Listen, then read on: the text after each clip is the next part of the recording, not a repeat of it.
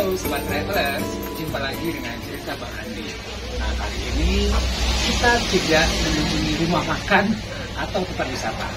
Namun, saya berkesempatan mengunjungi seorang perempuan hebat yang bisa menginspirasi. Kita temui Uni Nel, kita panggilnya Uni Nel ya. Dia adalah sekarang berkecimpung di bidang jasa mata usaha Sanjay. Kita akan cekak pertanyaan-tanya. Kita akan bertanya nanti lebih dalam lagi apa awal asalnya Uni Nel memilih pedagang atau usaha kerupuk Sanjay ini. Oke, halo Nel. Ya, ini saya sudah tadi berkeliling melihat tahapan-tahapan dari mulai ubi atau singkong yang mentah sampai menjadi kemasan seperti ini. Nah, ini makan ini, tuh kan, mengguncang selera kita. Boleh diceritakan sama kami juga. Kapan dimulainya di sana? Mulai usaha tahun 90. Tahun 90. Berarti masih remaja dong? Iya. Kemudian kan suami saya waktu itu masih remaja Iya.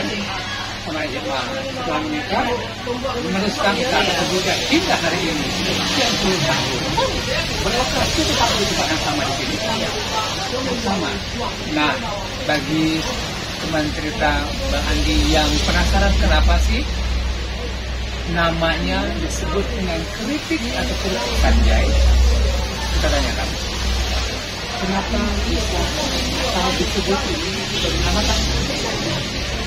memang mungkin awalnya memang bekas lagi. Daerah ini daerah Sanjay ya, Nagari Sanjay ini ya.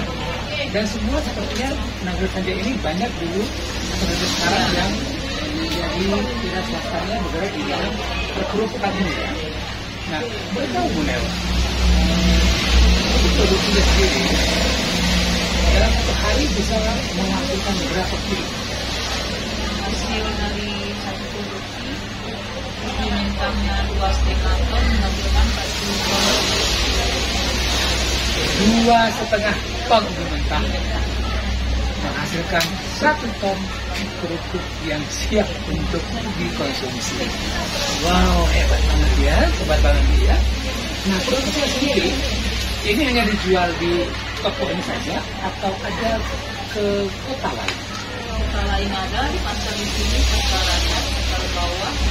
Bisa ditemukan di pasar bawah. Kalau di luar dari kota sendiri di paling jauh, Medan, Jakarta.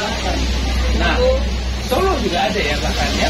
Nah, berarti memang peminatnya sangat tinggi ya. Kalau yang untuk dijual dari Sumatera Barat, apakah mereka mengkonsumsi sendiri atau dijual kembali? Dijual kembali. Kemasannya masih dengan kemasan yang sama sih. Iya. Kalau di Solo harus pakai memang kemasan kayak gini. Kemasan asli sini, mereknya pun masih ada yang tulisannya merek, tidak mengubah merek mereka. Yang Batam itu jualnya kemana ya? Batam biasanya Mungkin dijual di situ. Wah, tuh kan. Sobat Bang Andi bisa sampai ke mancanegara loh kerupuk ini. Jadi bagi kamu-kamu yang masih atau sedang berada di Singapura, tidak perlu khawatir jika kangen dengan kerupuk Sanjay asli dari kota Sanjay ini, bisa langsung dibeli di sana. Pastinya harganya $. Ya. Nah, kalau mengenai tenaga kerja, itu dari masyarakat sekitar, masyarakat juga masyarakat sekitar. Kalau bagian potongnya tadi saya dikasih ibu. Kemudian penggorengan, apakah ada alasan tersendiri? itu kan Tenaga ya. Oke. Nah, usaha. ya resiko dan lain-lainnya. Kamu boleh tahu nih, Mel, apakah dari usaha ini bisa mengembangkan apa yang terjadi? Wow, nah, apa yang menjadi semangat kemudiannya sampai hari ini masih berpegang usaha di bidang, kalau saya bilang ini adalah oleh-oleh ya dari sini khususnya apa dari Sanjay atau Sumatera Barat, saya pasti akan dengan kerupuk Sanjay. Ya, kalau orang-orang bilang ini kerupuk manis, kalau kita mah tahunya kerupuk Sanjay, kerupuk lagu istilahnya. apa yang membuat Ibu semangat tetap menjalankan usahanya? Pertama, peminatnya tak usah bosan mungkin. Ya. Mungkin ke orang pulang kampung, lebaran, pasti saya coba. Ya, karena itu menjadi oleh-oleh tersendiri ya. Betul. Ya, saya pun masih menyukai oleh-oleh. Nanti saya memang selamanya kebetulan mengaman di Jawa. Jadi kalau saya pulang, pasti borong semuanya. Nah, mengenai produksi ini, bahan bakunya sendiri atau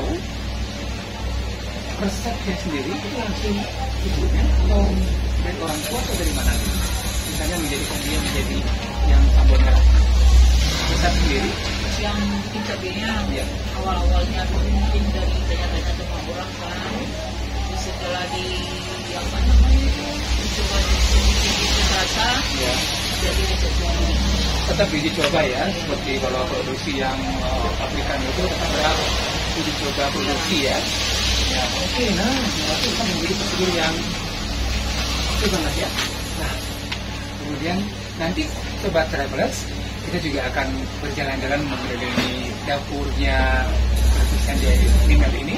Kita melihat bagaimana mereka para petugas ini mengolah bahan baku menjadi barang yang siap dijual. Nah kalau soal harganya rata-rata kan jualnya di kilo. Harganya mungkin berapa kilo? Kilo. Kategorinya kan di sini ada, kalau di saya sih ada dua. Ada yang polos istilahnya, atau ada yang bisa sambal. Kalau yang polos 1 kilo berapa? Yang polos harga jual 4 kilo lagi. 34 kilo 1 kilonya. Kalau yang sambal ini 48.000. Itu selama apa? Selama minyak naik. Nah kemarin saat terjadinya serius kenaikan harga minyak mempengaruhi terhadap harga jual kan? Iya. Biasanya minggu 10.000 kan. Sekarang 12.000. Biasanya satu bungkusnya 10.000, sekarang 12.000. Apakah jika nanti minyak goreng turun lagi kembali ke harga normal? Ya gitu ya. Bagus sekali. Nah, sahabat Bang Andi, demikian bincang-bincang kita dengan sosok perempuan yang hebat dari versi saya, karena beliau juga memberdayakan perempuan masyarakat sekitar agar masyarakat sekitar juga memiliki penghasilan sendiri. Dan sebelum berakhir ada pertanyaan lagi, apakah mereka ini sudah lama sudah mengenal khususnya ibu-ibu yang bagian produksi tahun-tahun, bahkan jangan-jangan sudah ada yang dari gaji sampai terus anak. Begitulah salah satu usaha atau cara milenial untuk memberdayakan masyarakat sekitar. Sebelum saya akhiri bincang-bincang kita sama Nena hari ini, saya percaya bahwa jika kita mendebarkan kebaikan akan menuai kebaikan juga. Setuju ya Nena ya? Baik, terima kasih. Kita akan saya keliling ya. Terima kasih.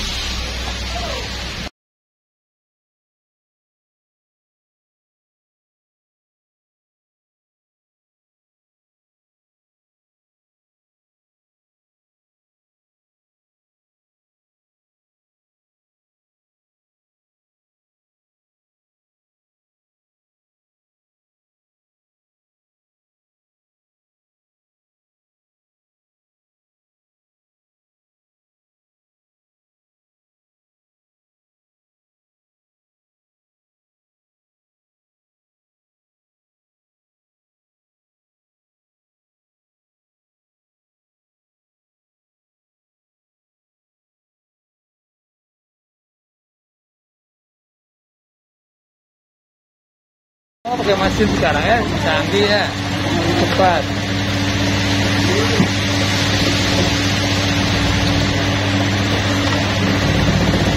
Sudah mulai pakai mesin ya? Sudah mulai pakai mesin. Iya, ini pakai mesin. Oke.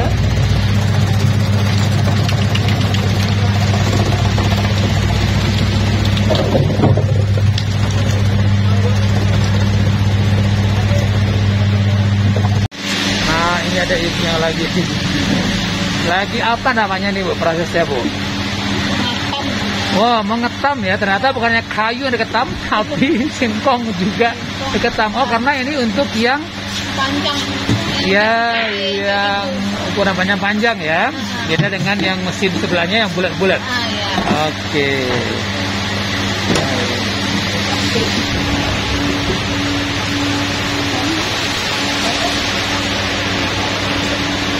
Wow.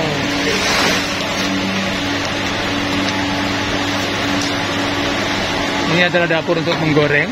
Kita lihat dengan kuali yang sangat besar.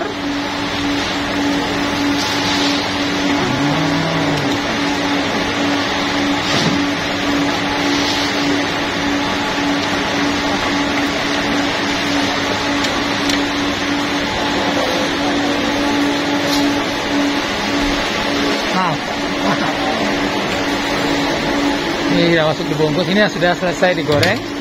Setelah sudah dingin baru dimasukkan ke dalam plastik ini. Ya. Oke.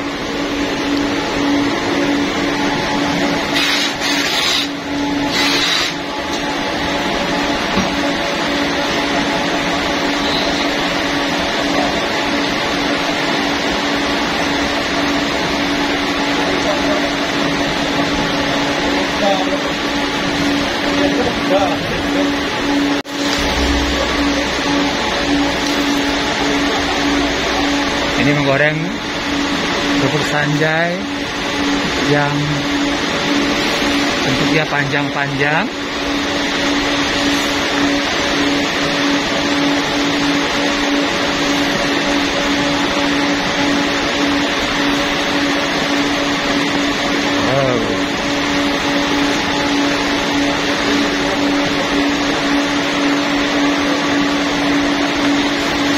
Kira-kira butuh berapa lama nih udah sampai dia matang? Tergantung apinya dah. Tergantung api. Kalau saya apinya 5 minimal.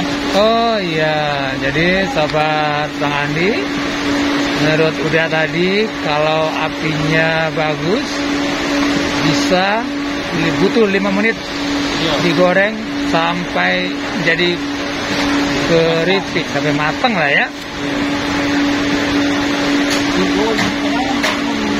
Tergantung apinya. Iya.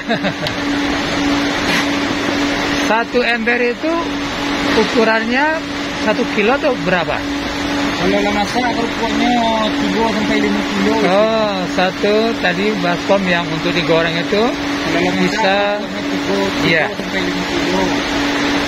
bisa menghasilkan 3 sampai 5 keripik atau kerupuk sanjay yang siap dijual ya.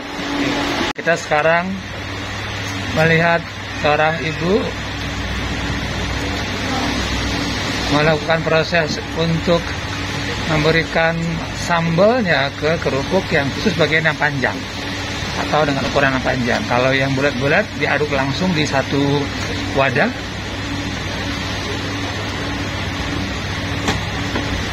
Tuh, lihat hasilnya. Menggugah selera kan? Nah, khusus yang ukuran bulat-bulat begini,